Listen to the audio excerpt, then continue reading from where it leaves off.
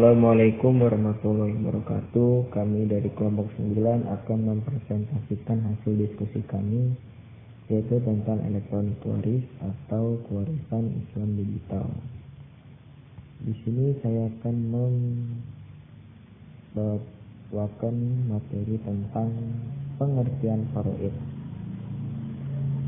Yang pertama yaitu ilmu faraid adalah ilmu yang diketahui dengan siapa yang berhak mendapat waris, siapa yang tidak berhak mendapatkan waris, dan juga beberapa ukuran untuk setiap ahli warisnya.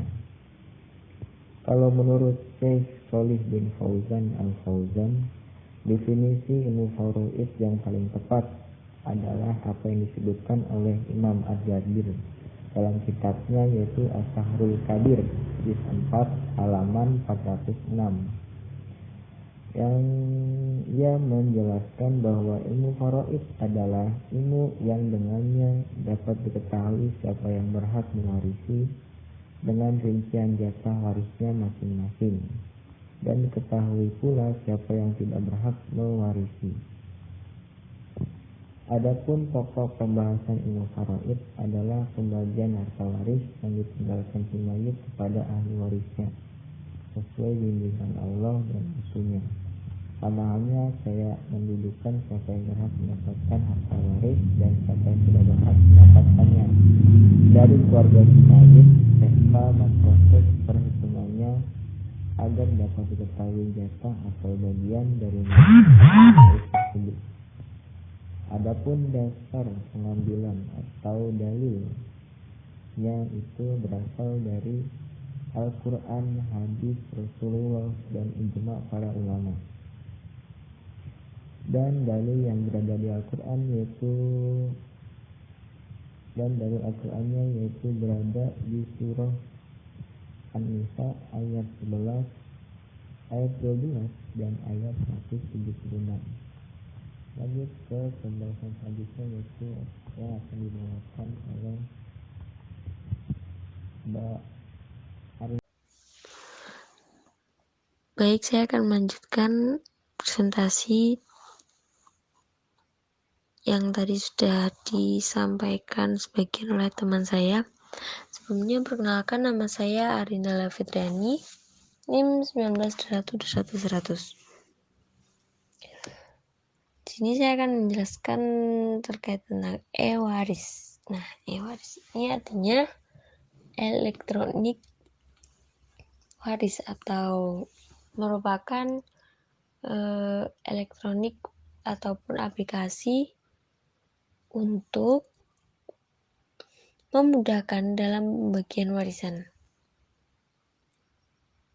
Nah, e-waris ini didesain untuk bisa berfungsi pada sistem operasi macam-macam ya teman-teman, iOS, Android,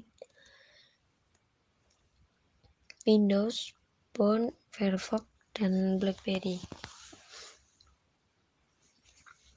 Nah, aplikasi e-waris ini muncul semata-mata dikarenakan kepedulian terhadap umat akan pentingnya memahami ilmu waris.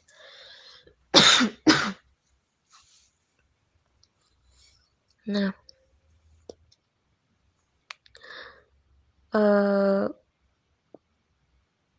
banyaknya kesalahpahaman tentang bagaimana membagi warisan secara benar berdasarkan Al-Quran dan hadis itu menyebabkan umat terjebak dalam praktek pembagian warisan yang kurang benar, bahkan menyimpang dari ajaran Al-Quran dan Sunnah.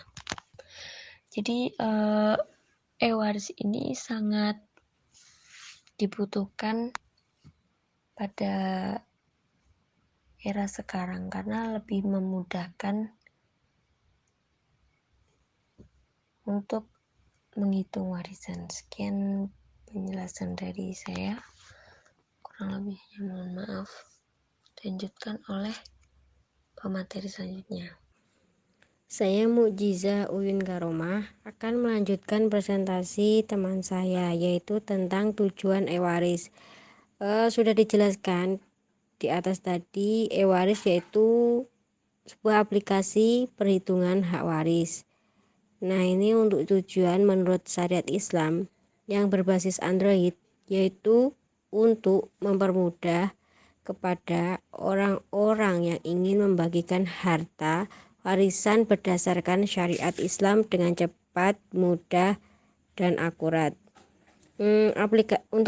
Aplikasi pembagian harta waris biasanya menggunakan metode perhitungan tanpa menggunakan algoritma, sehingga memiliki kelemahan, yaitu hasil perhitungan pembagian tidak seperti yang diinginkan, sehingga dibutuhkan suatu algoritma perhitungan yang mampu menghasilkan perhitungan yang akurat sesuai dengan hukum Islam.